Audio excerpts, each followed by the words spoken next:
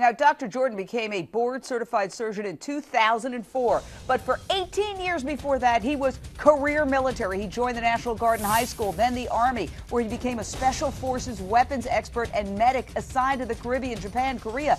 To understand how dangerous this individual might be, I want to go straight out to our very special guest, Mildred Muhammad. Mildred, you are the ex-wife of the infamous D.C. sniper, the killer who, along with an accomplice, murdered 10 people and terrorized the nation's capital in that 2002 killing spree.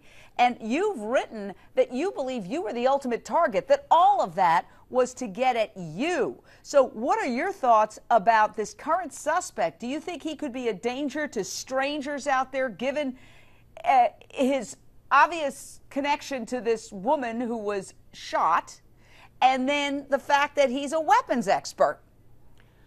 Well, I don't think that anyone else is a target. I think that he killed the person that he was trying to get to.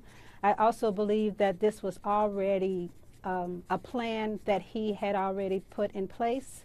He lured her into the stairwell where he killed her, and he probably quietly walked away as to not to bring about any attention to him.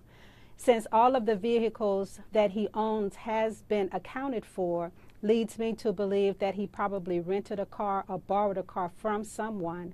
He probably already has cash put aside so that there will be no trace of credit cards or any other type of transactions financially that can be traced.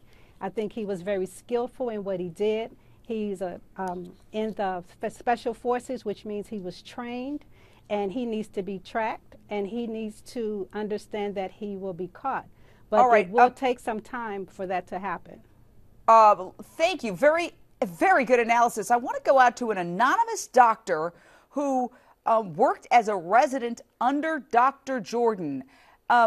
Anonymous, what is your take on this? Because this guy is just so prominent and accomplished, and now he's suspected of a vicious murder and possibly armed and dangerous.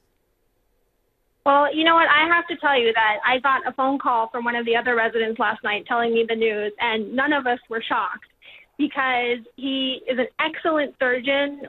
You know, patients would often request him, demand to be seen by him, but he always had this complex with his, at that time, ex-wife. You know, he would often talk to the residents about how nasty she was and, you know, cursing about her left and right. So it was kind of obvious that he had this ongoing complex with her.